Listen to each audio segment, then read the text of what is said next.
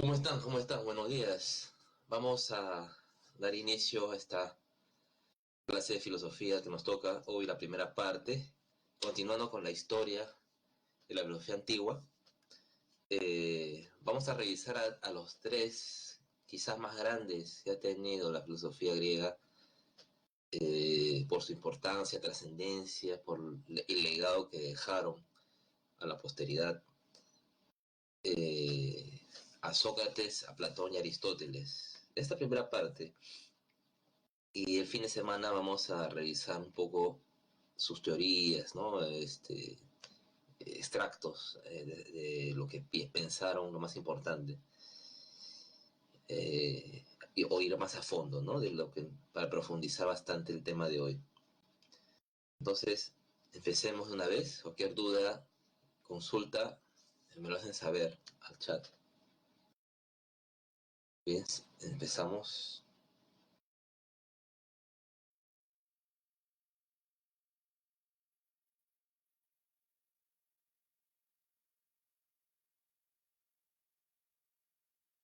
Bueno, la historia de filosofía comúnmente se divide, como ven en la imagen.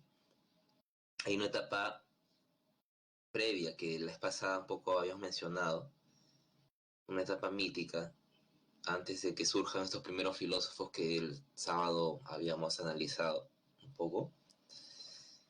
Es muy importante entender que los mitos forman parte de una cosmovisión, sobre todo en el caso griego, que influye bastante, porque esos poemas que involucraban a los dioses ya daba indicio de que estaban buscando el origen de las cosas en sus dioses, pero de ese asunto aún fantasioso se pasa a un estado más racional, el siglo VI a.C., ya con los primeros filósofos que vimos el sábado. Y hay una historia también, ¿no?, que continúa, y hoy día vamos a ver un poco eso. Luego sigue la etapa medieval, del sexto al 15 después de Cristo, donde el tema es Dios, donde la teología se apoya en la filosofía para justificar la trascendencia de Dios y la salvación del alma. Luego ya eso va a quedar de lado con el surgimiento de la Edad Moderna, el siglo XVII hasta la mitad del XIX, donde ya cambia la perspectiva, pues el interés es el sujeto, un sujeto que se siente libre de pensar, de crear, un sujeto que quiere transformar la realidad. Entonces, ¿quién fundamenta eso? Descartes, en la filosofía moderna, que vamos a ver otra semana.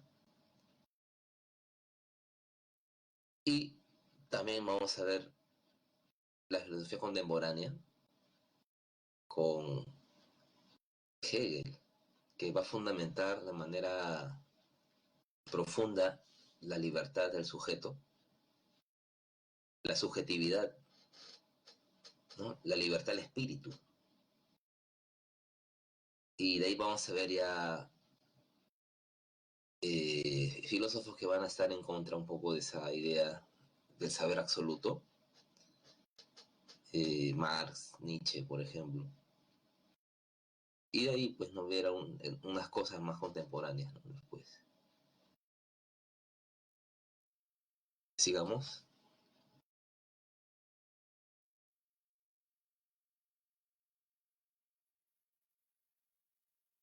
Eh, Antes de ver a Sócrates siempre es bueno indicar, ¿no?, que la filosofía siempre parte una historia por una razón, de que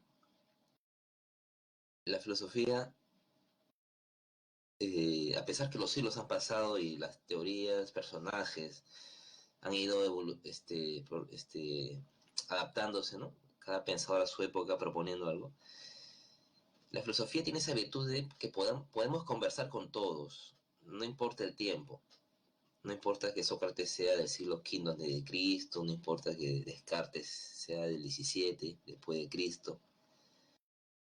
o Hegel de 19, no interesa.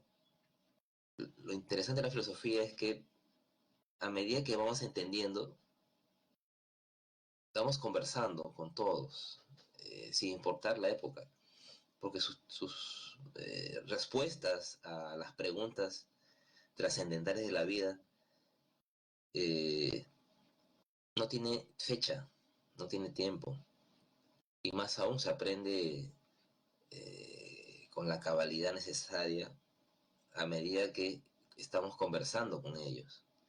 Claro, la didáctica es seguir un orden, como ustedes se dan cuenta, ¿no? Secuencial, pero el propósito es que necesariamente tiene que verse una historia para entender al filósofo de turno, por qué propone eso y qué mensaje nos quiere dejar, ¿no?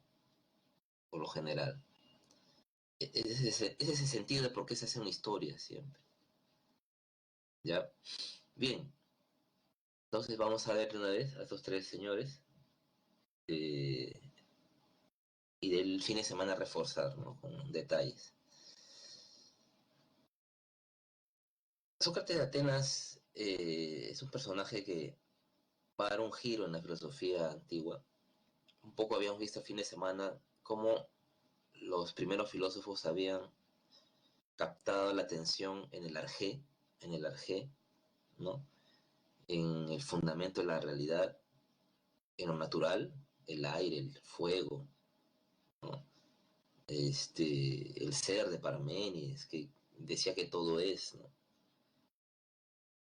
Pero el caso socrático es que ya no interesa los fundamentos de la naturaleza, sino la preocupación gira en torno al hombre, a la educación humana.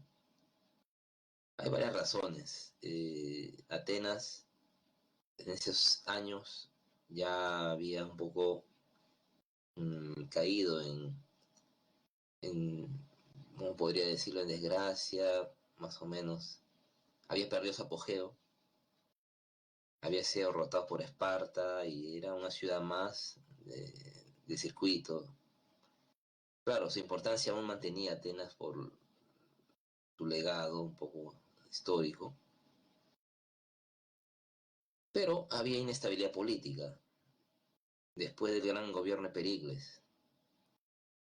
Entonces, también van a aparecer esos señores llamados sofistas que a la juventud lo formaba en perfeccionar su oratoria, su retórica, su erística o capacidad de discusión, y ya los sofistas, que aparte de los dos más grandes que tuvo ese grupo, como Protágoras y Gorgias, había otros ya que menores sofistas que ya se dedicaban a volver al alumno en ser un persuasivo, un tipo que convenza a las masas a pesar que mienta. Entonces, Sócrates se dio cuenta que la juventud tenía errores equivocados, o sea, tenía términos que había aprendido pero equivocados, ¿no? Había errores notorios, mejor decirlo, había errores notorios cuando hablaba con la juventud. Y en vez de ser un experto en persuasión, en retórica es el arte de hablar con elegancia, pero esta retórica ya involucraba persuadir, entonces convencer, así sea mentira lo que uno proponga o parezca que sea verdad, esa mentira, ¿no? Era Sócrates ya anciano, ya tendría ya casi 70 años, tenía familia, tenía su esposa, sus hijos, tres hijos, pero así igual dejó su casa, claro, volvía, ¿no? De un tiempo, en días, pero iba a vagar por Atenas y se cruzaba con los jóvenes, también a veces con sofistas que él conocía, y empezaba a conversar, dialogar, Y empieza este tema del método socrático. Entonces, como dice ahí, pues, ¿no? Buscó el conocimiento verdadero de las cosas, el concepto de lo general, o sea, la verdad. Va a buscar la verdad. A diferencia de los sofistas decían que la verdad es relativa, todo es convencional, o sea, la verdad depende de tu parecer, ¿no? O sea, si tú sientes frío es tu verdad, si otro tiene calor es su verdad, por ejemplo, ¿no? O sea, es relativismo.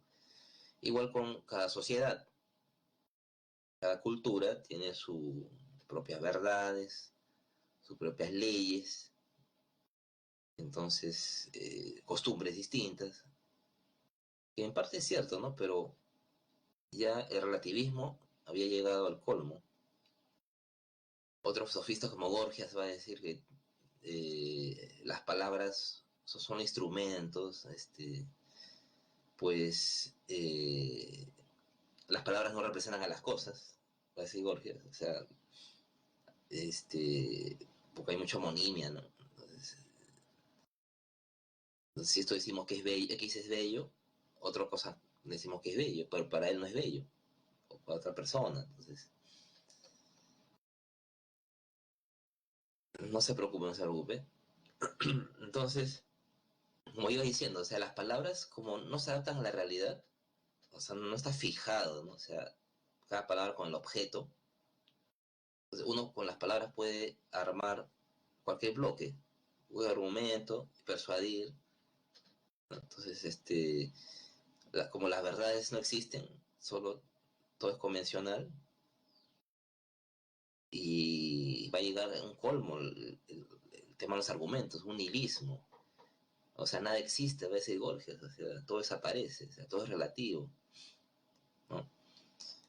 Entonces, a eso Sócrates va a atacar, que no, como que nada existe, el conocimiento es efímero, relativo, las palabras son solo eso, utensilios para persuadir a la gente o convertir la mentira en verdad. No, no, eso está mal, dice Sócrates. Vamos a dialogar de manera razonada. Vamos a realizar una discusión racional,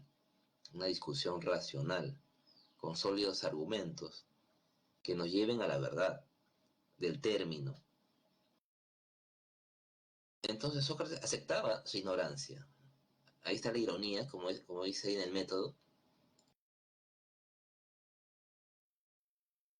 Se hacía el que no sabe, solo sé que nada sé.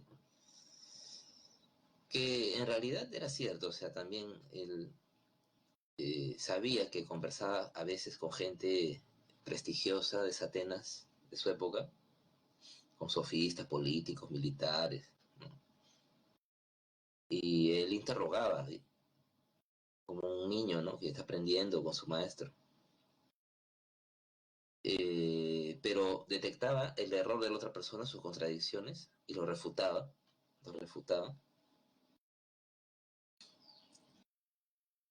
Y viene ese método importante, la mayéutica,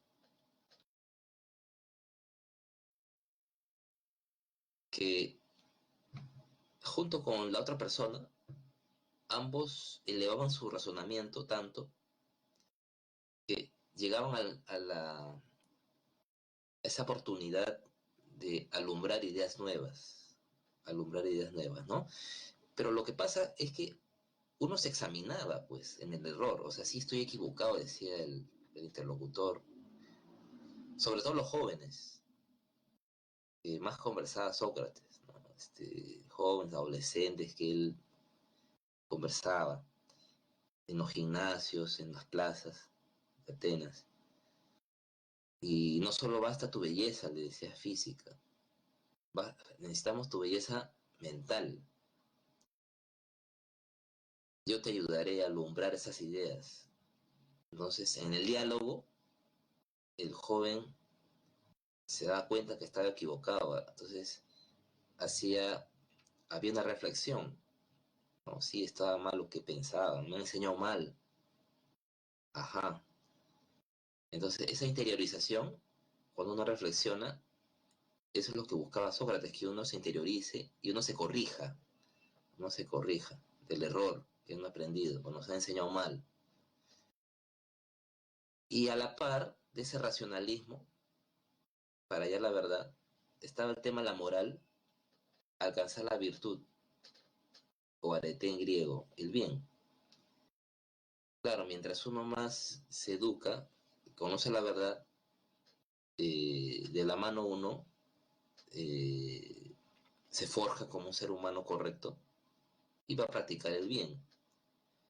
Pero si uno está en el error, la mentira, la ignorancia, uno seguirá cometiendo sus vicios, sus vicios.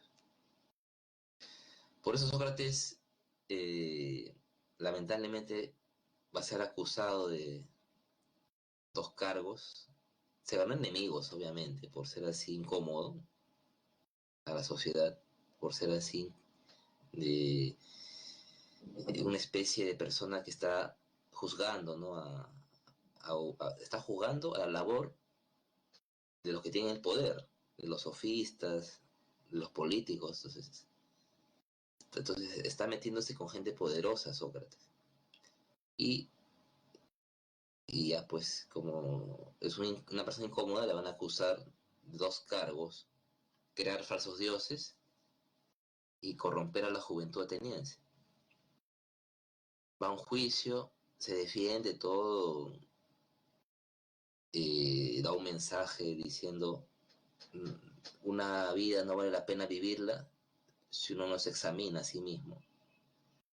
Por eso dice, conoce de ti mismo. Y su suerte está echada, pues, ¿no? En todos sus discípulos que tuvo, habrá uno que es un genio, que lo va a inmortalizar a él en sus diálogos, cuyo personaje en los diálogos es Sócrates. O sea, a Sócrates lo conocemos por esta persona, y es Platón de Atenas, ¿no? Entonces, a veces cuando uno explica a Sócrates ya tiene que tocar este punto, ¿no?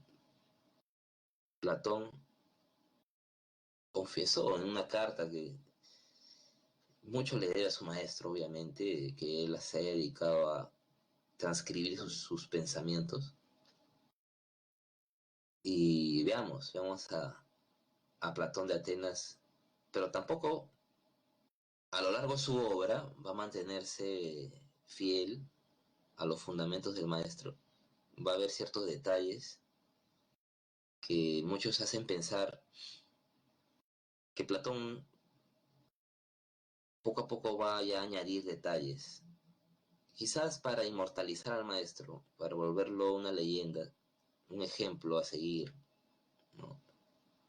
Ya que Sócrates era un tipo común y corriente que vagaba por Atenas, muy inteligente obviamente, pero ya Platón le da un aire místico, legendario a Sócrates.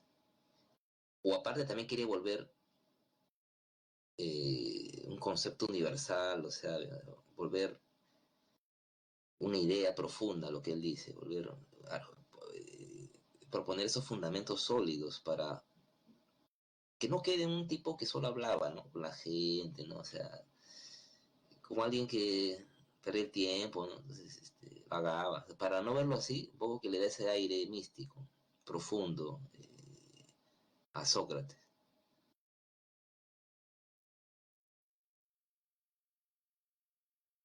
Bueno, era un esquemita la anterior imagen, ¿ya? Y, y de ahí esto, ¿no? Ya. Bueno, sigamos, el tiempo corre. Acá está un poquito los Protágoras, había mencionado un sofista, el más importante. Los sofistas habían llevado la batuta de la educación griega, la batuta, tenían esa misión humanística de formar a la juventud. Eran extranjeros, por lo general, los sofistas,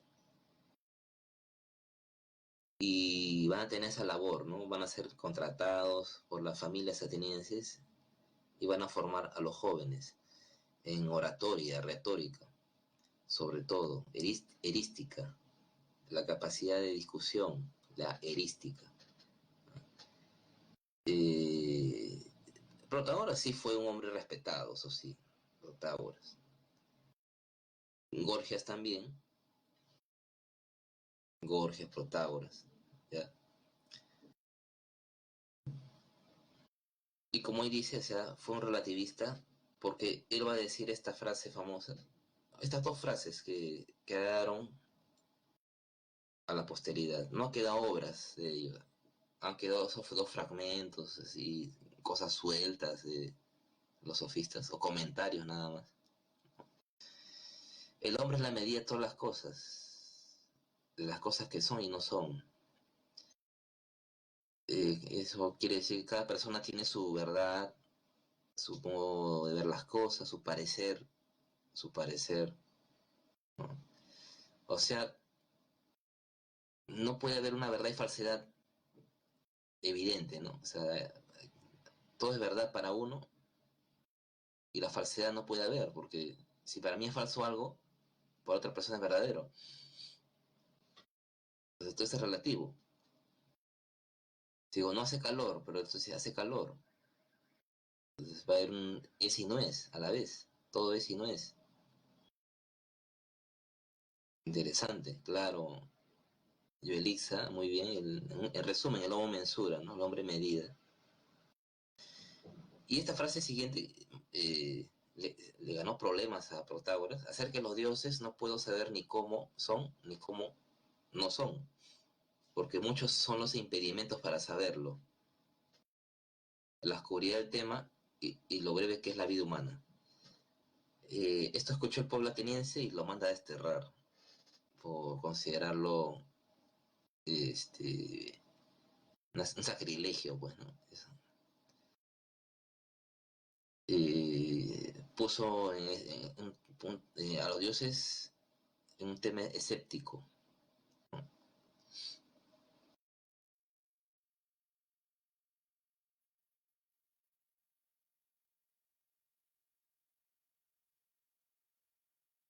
Vamos a Platón de Atenas y explicarlo los fundamentos precisos. A ver qué más hay de Platón para la línea allá. Ya. Platón de Atenas tuvo la mejor eh, decisión de escribir diálogos y cuando uno lee los diálogos tiene esa impresión uno, ¿no? ¿Qué capacidad de memoria tiene Platón eh, de transmitir en cada personaje?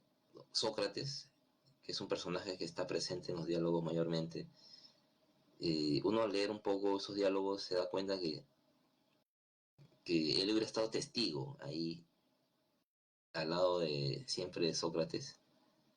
No siempre ha estado a su lado de Sócrates, a veces ha tenido que hacer sus cosas, pero le habrán contado argumentos de lo que decía Sócrates, pero él,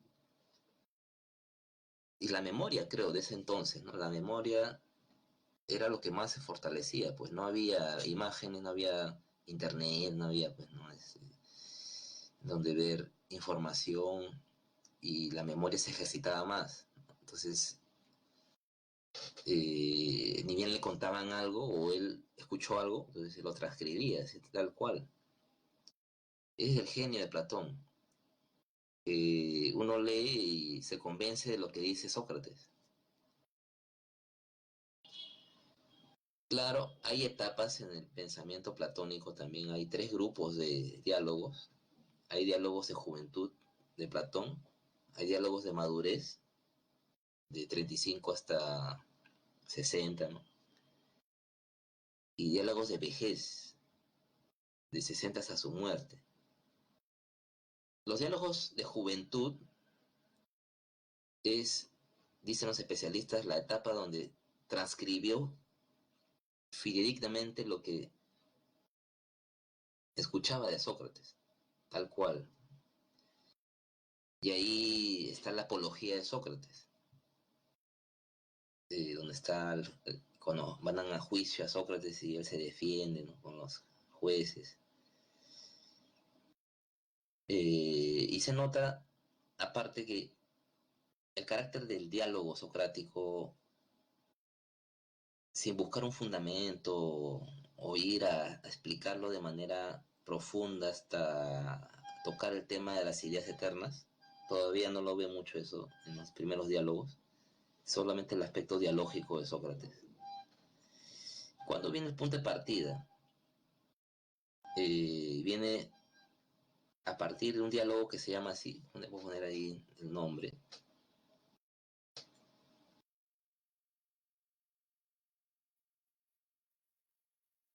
el Menón, el Fedón, hay otro,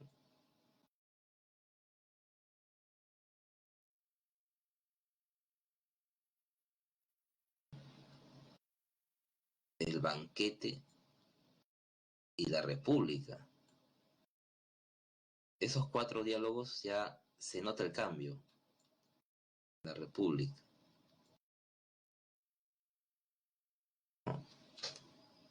O sea, se nota la etapa de madurez, donde Platón ya añade detalles que van a engrandecer la figura de Sócrates. Le van a dar un aspecto de hombre sobrenatural.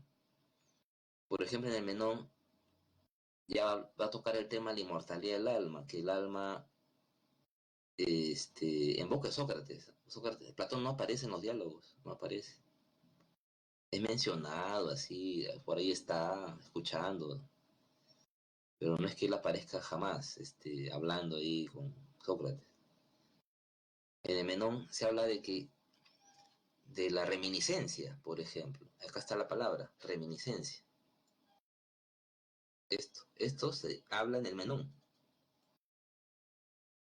Menón es un personaje que está hablando con Sócrates y están discutiendo sobre la virtud, si se enseña, se aprende con un sofista o nace con uno la virtud, o sea, una habilidad.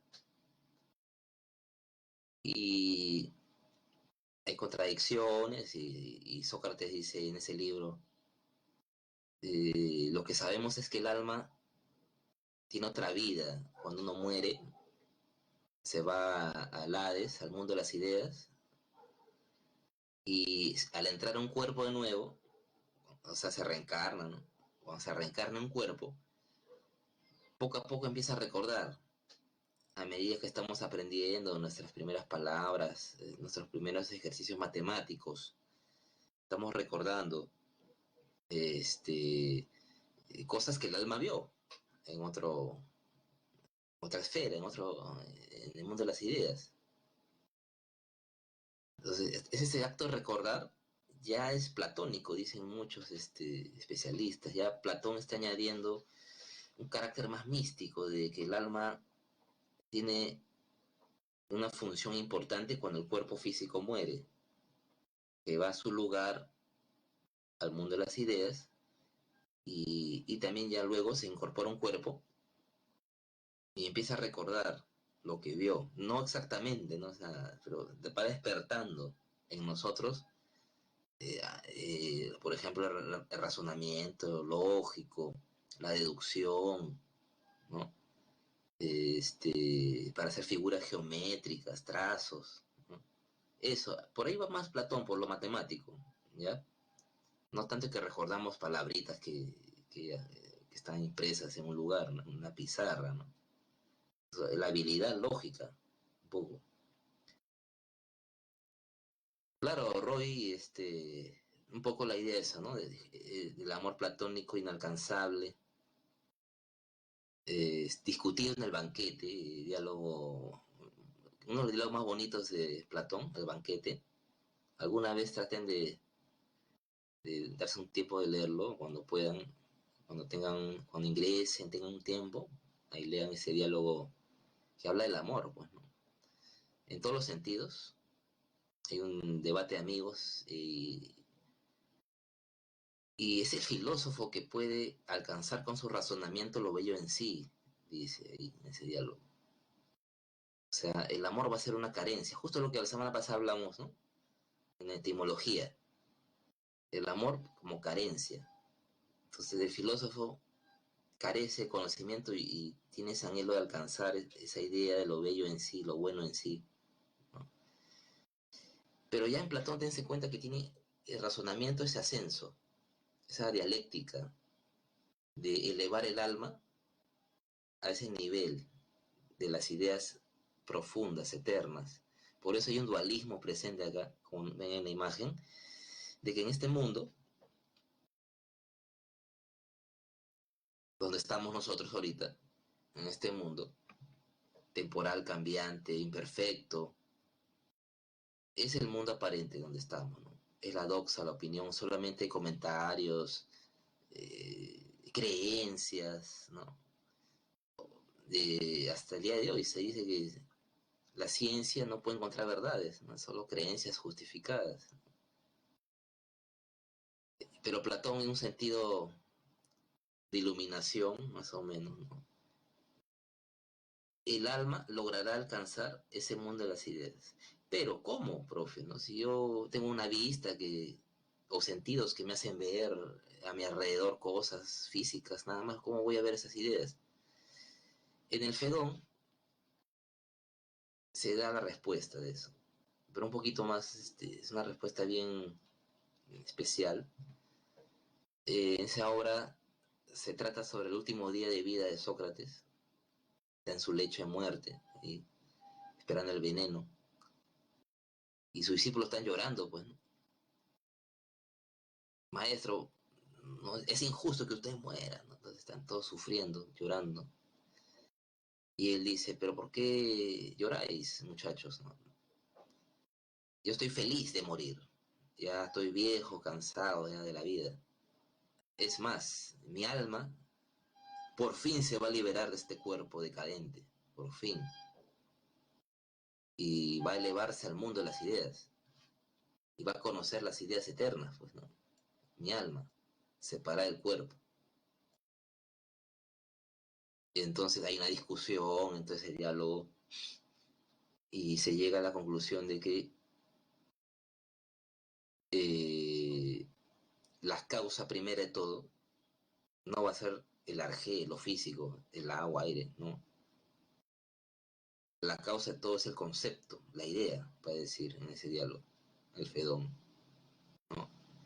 Entonces, acá viene ya muchos dicen lo deshonesto de Platón de añadir este estrato superior del mundo de las ideas, donde están estas ideas perfectas, ¿no? La idea del bien, por ejemplo, el bien es la idea suprema, el bien, el bien socrático, pero este bien ya es un concepto, es un universal,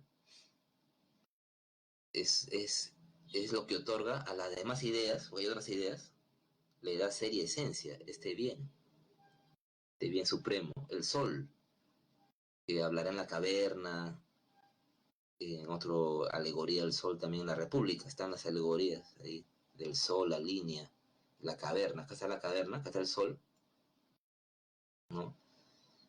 En esa historia, ahí se narra que quien logra escapar de la caverna, pues hay prisioneros, y observa el sol, está contemplando ya la verdad suprema, porque ese sol da vida a las demás especies,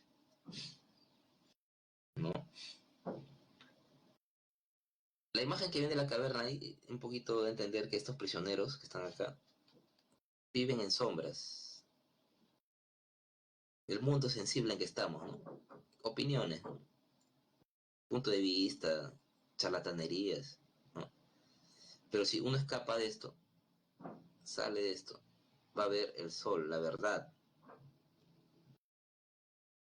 ¿Cómo termina la historia? Vuelve el que se liberó, quiere liberar a sus amigos, pero sus amigos no quieren salir y lo ven inoportuno al tipo, ¿no? A ver, ¿qué más dice Platón? A agregar. Esto lo dice en la República, esto de acá, todo esto que ven. Un diálogo de madurez también en la República, importante, donde se narra la historia de la caverna que te estoy diciendo. Eh, entonces ya da cuenta Platón que hay dos elementos vitales, uno nuestro cuerpo, que se corrompe, y el alma inmortal, ¿no? El alma que va a ascender a la verdad, el alma asciende hacia la obtención de las ideas eternas.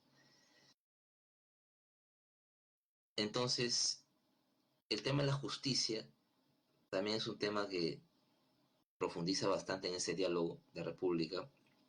Lo justo es hacer el bien, está bien, pero la justicia involucra lo social para el pensamiento platónico.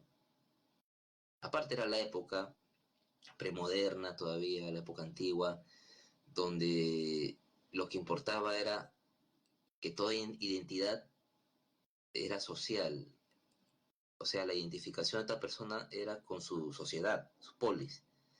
No había individualidad acá, no había sujeto aún, no había sujeto libre en que pueda pensar, hacer su vida, elegir lo que quiera hacer, no. Entonces todo estaba estamentado, fijado. Y había grupos fijados de acuerdo a sus condiciones o al lugar donde nacieron. Entonces, en toda sociedad hay un grupo de productores que nacieron para eso, para la época del Platón, la mentalidad premoderna, un grupo de guerreros militares y un grupo de sabios, ¿no? Entonces, el grupo más bajo es el productores, ¿no? Entonces, ellos están nominados por alma apetitiva, fuente de pasiones. Los guerreros que cuidan la polis tienen alma irascible, un alma impetuosa para la guerra, ¿no? Y los sabios, el alma racional, inteligente. Por eso acá pone, para que gobierne de manera justa y dé ejemplo a los demás, el rey debe ser un filósofo. Pero como sabio, ¿eh? Como alguien que busca la verdad, ha alcanzado, es que su alma solo logró ver el sol, él no logró ver, porque tiene esa alma que se ha elevado hasta el final. Y él tiene que ir a hablar a los demás y dar ejemplo y revelarles la verdad. Porque un militar, productor, no ha visto el sol. Entonces, ¿cómo va a gobernar? No. Va a gobernar con sabiduría. Con sabiduría. Bueno, acá están las formas de gobierno que Platón un poco discrepa. O sea, la democracia y tiranía es lo último. O sea, no son buenos gobiernos. Porque democracia gobierna cualquiera, dice Platón. Cualquier ignorante a veces. La oligarquía, grupo poderoso de dinero, pero a veces ven sus beneficios nada más, democracia. Y la aristocracia, grupo de los mejores, y un rey aristócrata, el sabio, que debe llevar el control de la polis.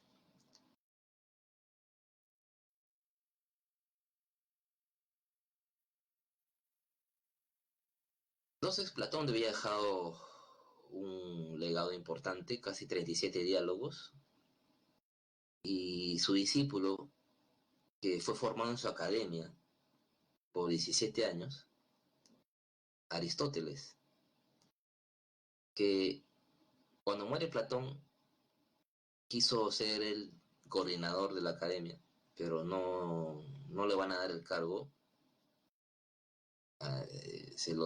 Un sobrino de Platón creo toma el cargo de la academia y él resentido sale, trabaja, ahorra un dinero y abre su liceo, Aristóteles, su liceo. Y va a cambiar un poco la perspectiva de alcanzar la verdad. Va a discrepar el mundo de las ideas de Platón, de estas ideas que está separado, ¿no? O sea, las ideas están en un lugar diferente al mundo real donde estamos, va a discrepar de eso, ¿no? Es imposible que las ideas, las formas, estén separadas de las cosas. Es absurdo, decía Aristóteles. Todo lo contrario, las ideas están en las cosas que vemos. ¿Cómo va a estar separado? Si habrá ese mundo de las ideas, es absurdo. Entonces, Aristóteles es más realista, tiene un espíritu científico, más observacional, por eso es padre de la biología, la física, geografía, psicología, etcétera.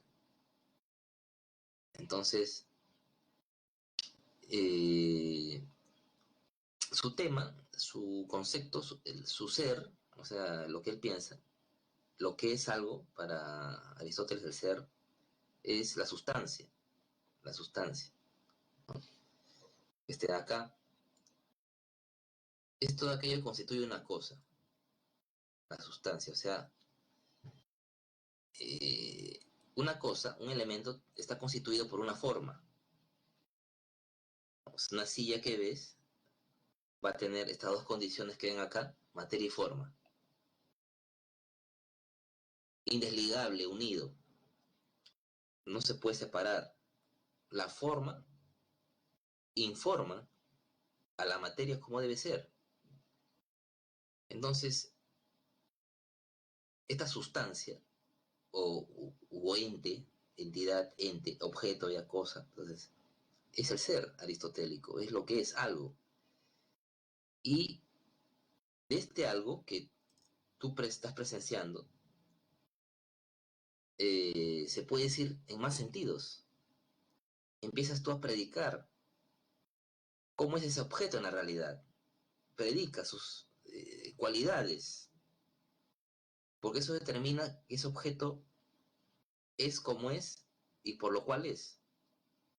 La silla es pequeña, de madera, la silla está en mi cocina, la silla es de Miguel, la silla está en la casa, entonces uno está predicando muchas cualidades.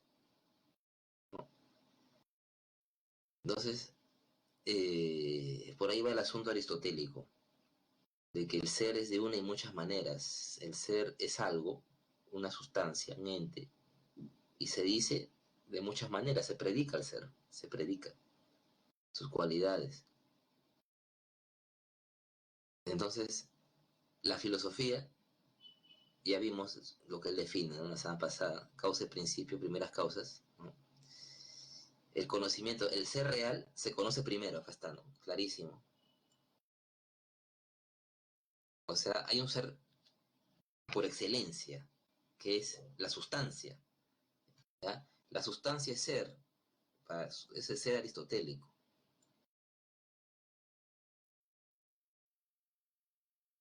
Esto es lo que señalas con tu dedo, o sea, señala todo lo que es a tu alrededor de tu casa y ese ser, tu silla, tu mesa, tu ventana, tu celular, tu laptop, etcétera, ¿no? Mediante la sensación, pues, ¿no? Vemos y con el pensamiento ya formulamos, ¿no? ¿Qué es esto, no? Y empiezas a predicar sus cualidades. Claro, tiene menor ser, pues, ¿no? Sus cualidades, ¿no? Son accidentes nada más. Es de madera, es marrón y silla, es así, así, así. El movimiento, esta parte sí es importante. Con esto un poco da su punto de vista sobre la discusión que vimos el sábado entre Heráclito y Parménides, por eso mi preocupación del fin de semana de que entiendan a esos dos grandes. Este, que vimos con Parménides, estaban ustedes asustados, que todo es y nada se mueve, ¿no? Todo está quieto.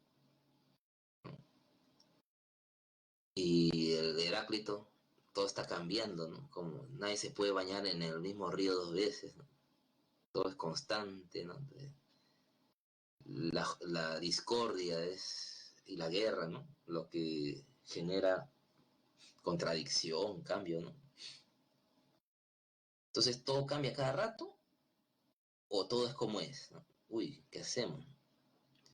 Entonces, Aristóteles, inteligente, se da cuenta que es fácil de resolver eso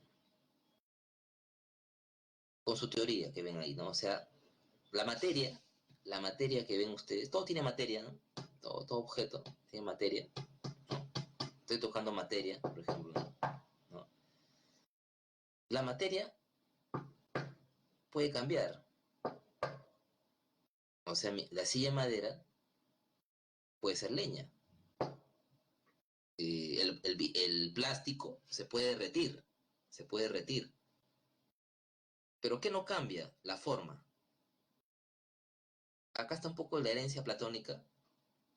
La forma es la idea. O sea, la idea no va a cambiar. La idea de silla, la forma de mesa, la forma de perro, no, eso no cambia la idea. Pero lo que puede cambiar es la materia. O sea, la forma del árbol, perdón, la estructura del árbol, la estructura de una flor, de un perro, pero la forma no cambia, o sea, el tener hocico, oreja, cola, ¿no? O sea, no cambia. Entonces, claro, eso iba a decir Lisbeth, muy bien, o sea, todo está en acto ahorita, todo está en acto. Ustedes, las cosas que estamos en hoy, ahorita, en este día martes, ¿no? O sea, todo es acto, pero todos estamos en la potencia de hacer algo, como dice su compañera. Pero mientras no se den las condiciones también, ¿eh? O sea, ustedes si no ponen de su parte para ingresar, no van a lograr la meta.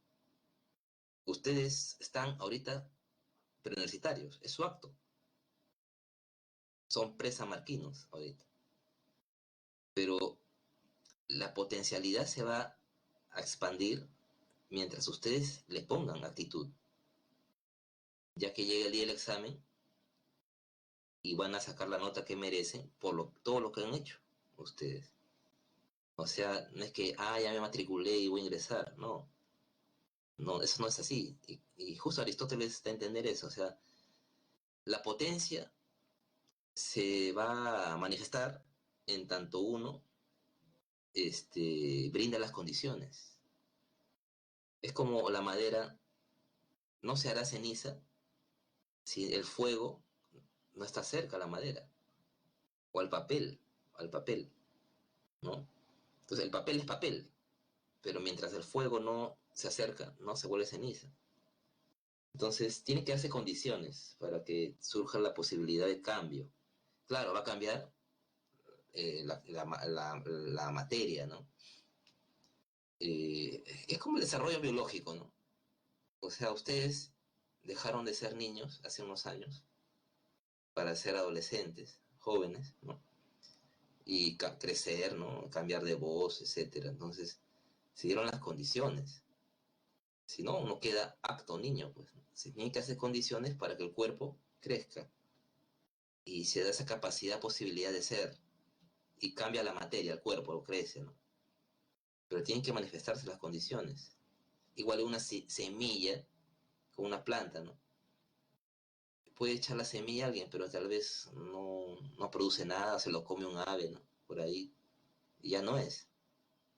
Entonces, eh, todo está en acto, pero la materia en sí está en posibilidad de cambio mientras sean las condiciones para que tome otra forma, tome otra forma. O sea, dejar de tener la forma semilla para tener forma de una planta. Una planta. Así, chicos, chicas. Acá están las cuatro causas aristotélicas que todo objeto tiene. Causa material, causa formal, la idea de silla, causa eficiente, ¿quién creó la silla? Causa eficiente, ¿quién creó la silla? ¿No? Y causa final, muy importante, o sea, todo tiene un fin. La silla se creó para que nos sentemos, la mesa para poner cosas. El fin de ustedes, estudiar, ¿no? Ser alguien en la vida. Mi fin, darle una buena información. Y la primera causa de todo es un motor inmóvil. O sea, la causa, es lo que justo la semana pasada hablamos con ustedes, el fin de semana. Y acá los tipos de alma, acá están. Vegetativa, función, nutrición, crecimiento, reproducción, los vegetales. Pero están todos los seres vivos, ¿ah? O sea, está en nosotros también. O sea, crecer, nutrirnos, reproducirnos. Es un nivel bajo. Luego sigue el sensitivo, Ya sentimos, con los cinco sentidos nos movemos como todo animal, ¿no? Lo haría también, instinto. Esta última es el ser humano nomás, la racional, ¿no? El alma nuestra que va a alcanzar la verdad con su razonamiento y de esa manera va a vivir en armonía con los demás, ¿no? Volviendo en sociedad, practicar una moral, la virtud, la virtud. Eso sí, Aristóteles va a decir que somos un animal racional por tener esta función que nos va a diferenciar de plantas y animales. Bien, copien las claves.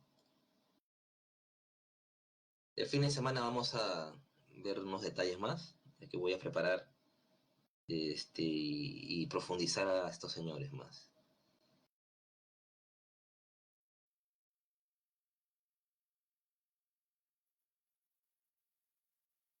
Y cerrar genial el sábado, ¿no? Qué bien que nos ha tocado sábado, última hora, para cerrar con broche de oro el día. Y me da tiempo para preparar unas cositas, ¿no? Para poder filosofar un rato.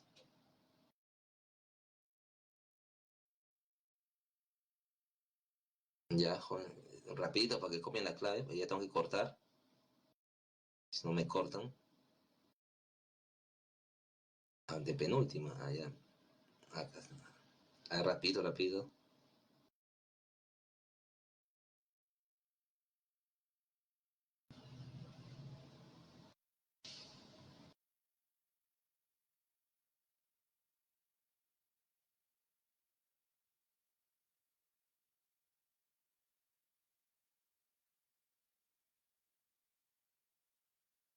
Ya.